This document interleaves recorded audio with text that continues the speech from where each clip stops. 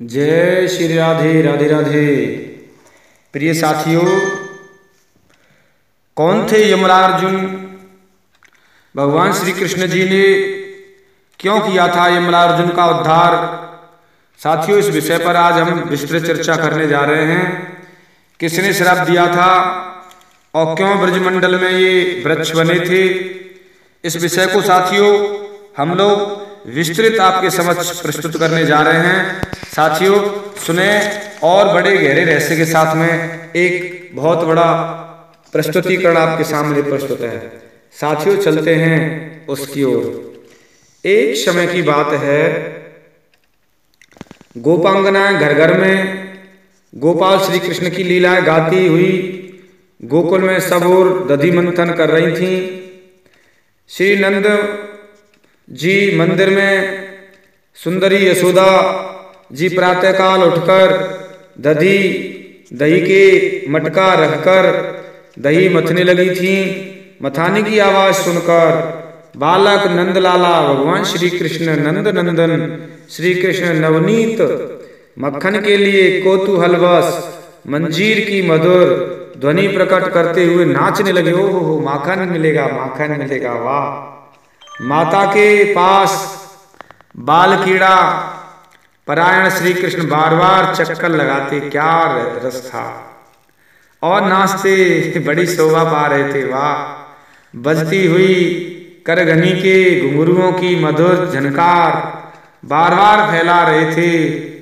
वे माता के मीठे वचन बोलकर ताजा माखन निकाला हुआ माखन मांग रहे थे।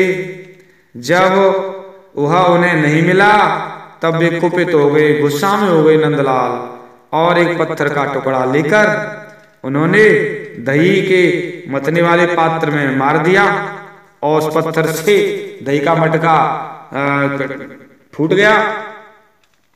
ऐसा करके भाग चले और माता यशोदा जी भी उनके पुत्र को पकड़ने के लिए पीछे पीछे दौड़ रही।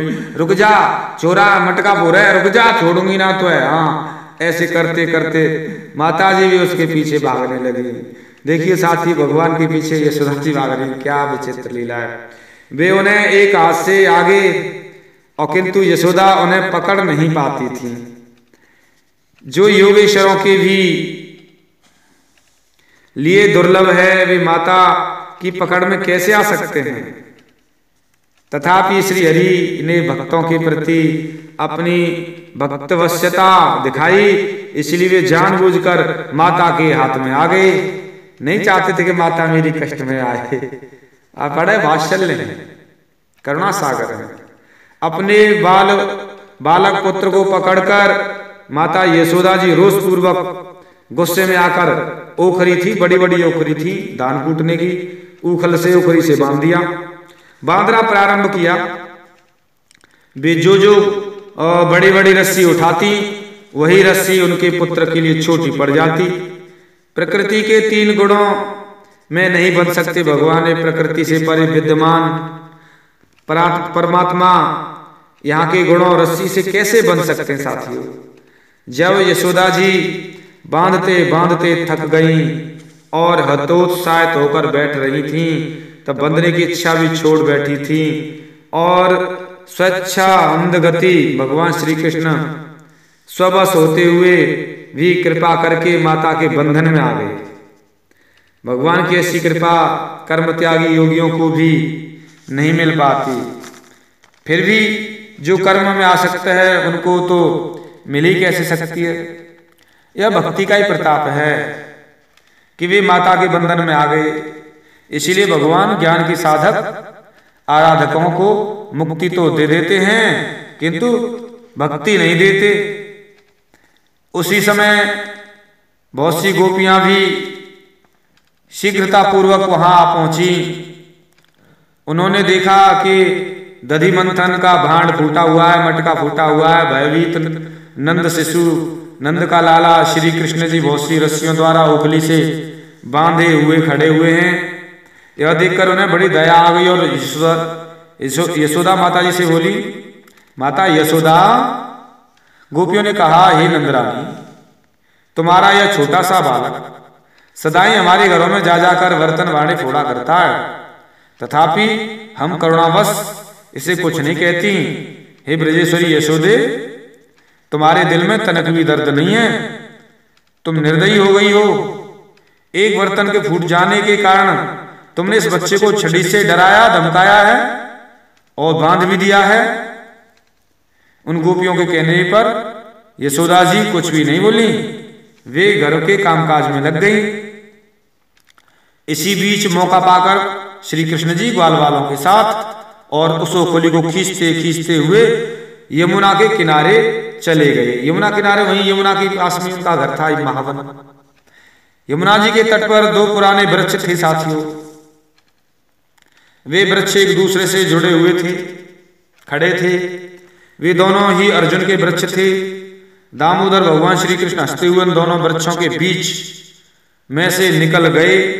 ओखली वहीं टेढ़ी हो गई थी और तथापि श्री कृष्ण सहसा उन्हें खींचा और खींचने के दबाव से पाकर वे दोनों वृक्ष जड़ सहित उखड़कर पृथ्वी पर गिर पड़े, तड़तड़ करते हुए। वृक्षों के गिरने से जो धमाके की आवाज हुई वह वज्रपात के समान भयंकर थी। उन वृक्षों से दो देवता निकले, ठीक उसी तरह जैसे काष्ठ से अग्नि प्रकट हुई हो। उन दोनों देवताओं ने दामोदर की परिक्रमा करके अपने मुकुट से उनके पैर छुए और दोनों ने हाथ जोड़े श्री हरि के समक्ष स्तुति की, क्षमा मांगी, दंडवत की और नतमस्तक होकर खड़े होकर स्तुति करने लगे। दोनों देवता कहने लगे, हे भगवान, आपके दर्शन से हम दोनों को इसी बीच ब्रह्म दंड से मुक्ति मिली है। आपने हमारा उद्धार कर दिया। हे हरे, अब हम दोनों से आपके निजी भक्तों की अवहेलना न हो, ऐसा कृपा करें। आप करुणा की निधि हैं, करुणा सागर हैं, जगत का मंगल करना आपका स्वभाव है। हे दामोदर, हे कृष्ण, हे गोविंद, आपको नमस्कार है। करुणानिधे तुभ्यं जगन मंगलशीलिने दामोदराय कृष्णाय गोविंदाय नमो नमः। इस तरीके से स्तुति कर रहे हैं। इस प्रकार हरि को नमस्कार करके दोनों देव कुमार उत्तर दिशा की ओर चले गए स्तुति करके। उसी समय भय से कातर नंद आदि समस्त गोप वहां आ पहुंचे। उन्होंने देखा ब्रज बालकों को बिना आंधी तूफान के दोनों वृक्ष कैसे गिर गए, शीघ्र बताओ बच्चों। तब उन्होंने ब्रजवासी बालकों ने, छोटे छोटे बच्चे भगवान के साथ खेल रहे थे, तब उन बालकों ने बताया, इस कन्हैया ने दोनों वृक्षों को गिराया है। बच्चे तो निर्मल होते हैं। उन दोनों में से दो पुरुष निकले और यहाँ खड़े थे और दोनों नमस्कार करके अभी अभी उत्तर दिशा की ओर चले गए हैं। उनके अंगों से दीप्तिमयी प्रभा निकल रही थी। ग्वाल वालों ने यह बात सुनकर बड़े बूढ़े गोपों ने उन पर विश्वास नहीं किया। नंदादि ओखली की रस्सी से बंधे हुए अपने बालक को खोल दिया और लाड़ प्यार करते हुए नंद गोप ने गोद में उठाकर उस शिशु को माथा सूंघने लगे। नंद जी ने अपनी पत्नी को बहुत उलाना दिया और ब्राह्मणों को 100 गाय दान दी और बहुत कुछ पूछा। ये दिव्य दो पुरुष कौन थे, कैसे थे? ये दोनों दिव्य पुरुष कौन थे, बताइए। किस दोष के कारण यमलार्जुन आदि ये वृक्ष बने? नारद जी पूछ रहे हैं। नारद जी से भोला से पूछ रहे हैं, कौन सा ऐसा दोष था जो यमलार्जुन बने? क्या कारण था इनका? पूर्व जन्म क्या था? तब नारद जी बता रहे हैं, ये दोनों कुबेर के श्रेष्ठ पुत्र थे, जिनका नाम नलकूबर और मणिग्रीव था। एक दिन वे दोनों नंद भवन में गए और वहां मंदाकिनी के तट पर ठहरे। वहां अप्सरा उनके गुण गाती रही और वे दोनों बारुणी मदरा से मतवाले होकर नंग धड़ंग विचरते रहे।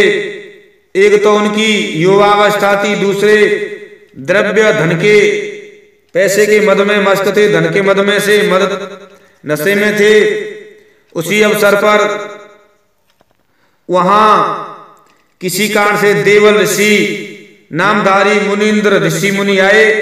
देवल ऋषि जी आए थे जो वेदों के पारंगत विद्वान थे। उधर अचानक आ पड़े।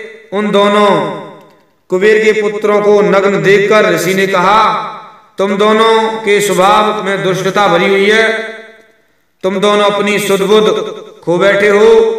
इतना कहकर देवल जी फिर बोले, तुम दोनों वृक्ष हो जाओ, तुम दोनों वृक्ष के समान जड़ हो, जड़े हो गए हो, दृष्ट हो गए हो, निर्लज्ज हो गए हो। तुम्हें अपने द्रव्य का बड़ा घमंड है, धन का बड़ा घमंड है, अतः तुम दोनों इस भूतल पर 100 दिव्य वर्षों तक वृक्ष हो जाओ। वो चरणों में गिर पड़े दोनों।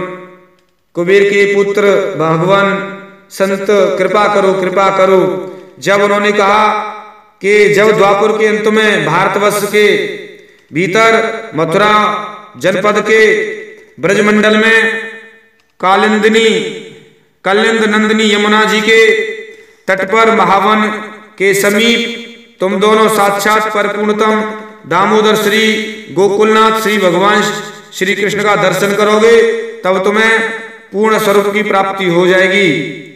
इस प्रकार देवल के शाप से दोनों वृक्ष भाव को प्राप्त हो गए और नलकुवर मणिग्रीव कृष्ण ने उद्धार किया। साथियों, ये मैंने आपको बताया ये किस तरीके से किसका श्राप था, भगवान ने क्यों उद्धार किया था, कितने वर्ष रहे थे, क्यों वृक्ष बने थे। साथियों, आपके समक्ष पूरा वृत्तांत तो मैंने प्रमाण सहित रखा है। ये अगर फिर भी कोई बात अगर रहती है तो मैं आपके जरूर प्रश्न का उत्तर दूंगा। साथियों, आपने इस चैनल को बहुत आगे पहुंचाया है, इसी प्रकार आगे बढ़ाइए। मिलता हूं मैं एक गहरे रहस्य के साथ में, तब तक साथियों जय जय श्री राधे राधे राधे।